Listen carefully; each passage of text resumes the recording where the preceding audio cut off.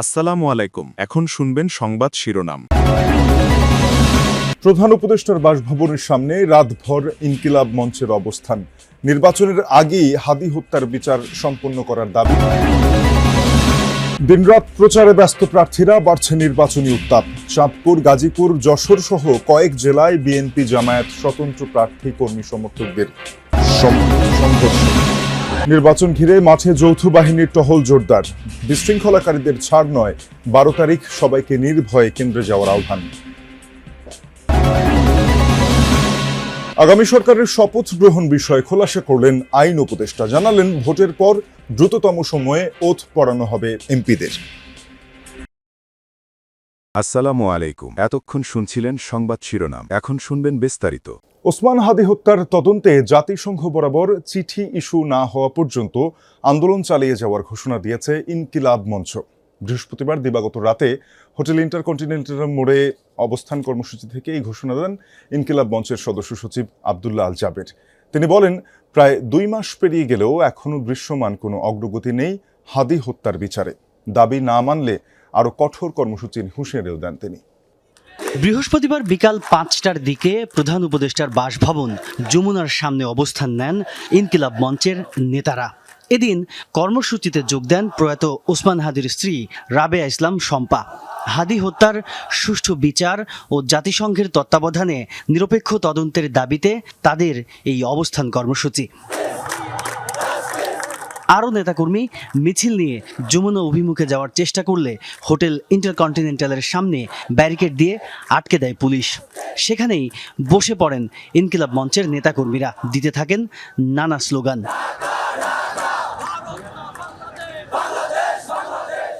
অবস্থান কর্মসূচিতে সংহতি জানাতে আসেন ঢাকা 8 আসনে জাতীয় নাগরিক পার্টি মনোনীত প্রার্থী নাসির উদ্দিন পাটোয়ারি। ছিলেন প্রায় মাঝরাত পর্যন্ত।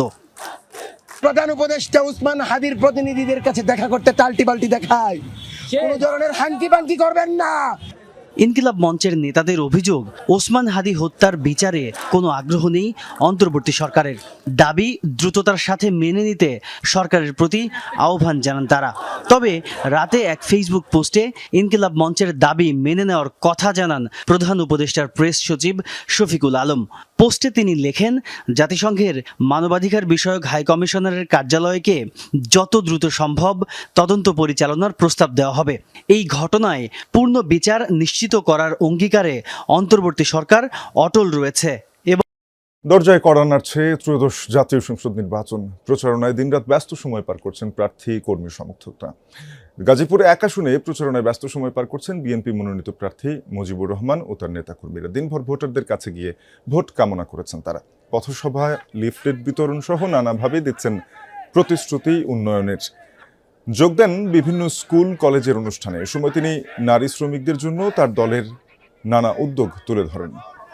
টঙ্গীতে বিএনপি মনোনীত প্রার্থী এম মঞ্জুরুল করিম রনির পক্ষে ধানের শীষে নির্বাচনী প্রচারণা, গণসংযোগ ও লিফলেট বিতরণ করেন নেতাকর্মীরা। বৃহস্পতিবার বিকেলে টঙ্গী বাটা গেট থেকে শুরু করে টঙ্গী বাজার পর্যন্ত নির্বাচনী প্রচারণা করেন পূর্ব থানা মহিলা দলের নেত্রী মৌ সরকার। এ সময় দলের নেতাকর্মীরা বলেন, তারেক রহমান প্রধানমন্ত্রী হলে দেশের সকল অসহায় মা বোনদের জন্য ফ্যামিলি কার্ড করে দেয়া হবে।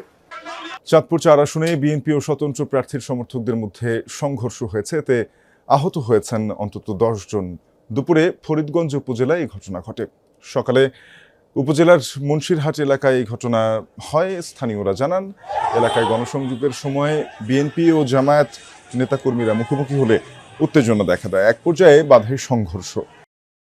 সুষ্ঠু ভোট আয়োজনে কোনো ছাড় দেবে না সশস্ত্র বাহিনী। 12 ফেব্রুয়ারি সাধারণ মানুষ যেন নির্ভয় ও স্বাচ্ছন্দ্যে ভোট কেন্দ্রে যেতে পারে, সেজন্য সার্বক্ষণিক টহল থাকবে, এমনটা জানিয়েছেন সামরিক অপারেশনস পরিদপ্তরের পরিচালক ব্রিগেডিয়ার জেনারেল দেওয়ান মোহাম্মদ মঞ্জুর হোসেন। জানান, এবারে নির্বাচনে বড় চ্যালেঞ্জ গুজব ও এআই। সকালে সংসদ নির্বাচন ও গণভোট উপলক্ষে জাতীয় স্টেডিয়াম ও গুলিস্তানে অবস্থিত সেনা ক্যাম্প পরিদর্শন এবং অসামরিক প্রশাসনের সাথে মতবিনিময় করেন সেনাপ্রধান জেনারেল ওয়াকারুজ্জামান।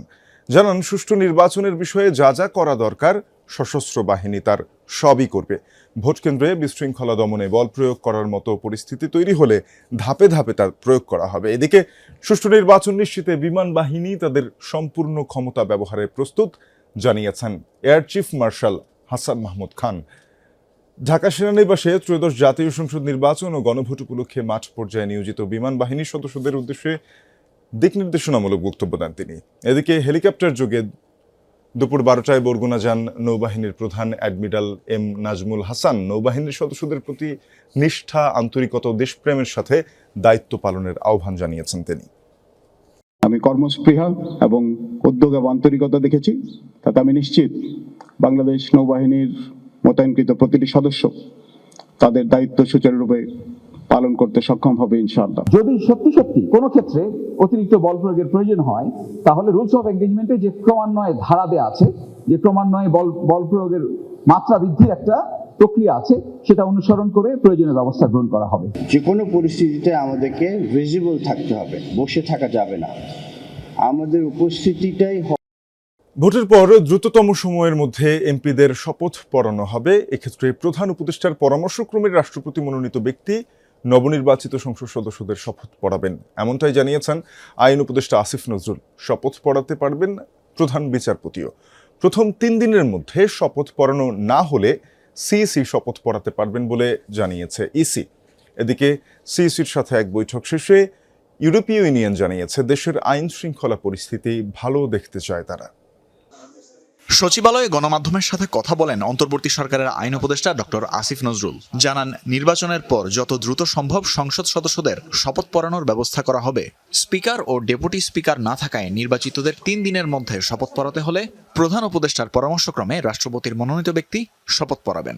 3 দিনের মধ্যে শপথ পড়ানো না হলে সিইসি শপথ পড়াতে পারবেন বলে জানিয়েছেন নির্বাচন কমিশনার আব্দুর রহমান এল মাসুদ। 3 দিনের মধ্যে যদি এই শপথটা না হয়, তাহলে প্রধান নির্বাচন কমিশনারও শপথ গ্রহণ করাতে পারবেন। এখন এটা সরকারের নীতিগত পর্যায়ের সিদ্ধান্ত, আমি আপনাদের চূড়ান্ত কিছু বলতে পারবো না। তবে আমাদের সামনে 2টা অপশনই আছে। একটা হচ্ছে রাষ্ট্রপতি কর্তৃক মনোনীত কোনো ব্যক্তি শপথ গ্রহণ করাতে পারেন।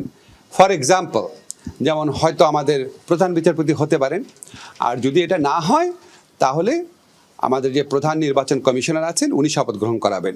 কিন্তু সেক্ষেত্রে একটা সমস্যা হচ্ছে, ওটা 3 দিন ওয়েট করতে হবে। আর্টিকেল 148-এর 3-এ বলা হয়েছে যে সেক্ষেত্রে প্রধান নির্বাচন কমিশনারই 3 দিন পর্যন্ত অপেক্ষা করবে, বা সেটা যাই হোক উনি পড়াবে। এদিকে বিকেলে সিইসির সাথে বৈঠক করতে যায় ইইউর প্রতিনিধি দল। সংস্থাটির পর্যবেক্ষক দলের প্রধান জানান, আসন্ন নির্বাচনে নারী, সংখ্যালঘু সহ সবার অংশ নেয়ার প্রত্যাশা ইইউর। Want to see in Bangladesh secure and safe elections according to the principles of law and order, and with that, of course, also the participatory. বৈঠক শেষে সাংবাদিকদের ব্রিফিং করেন ইসির সিনিয়র সচিব আখতার আহমেদ। জানান, নির্বাহী ম্যাজিস্ট্রেট 8 থেকে 14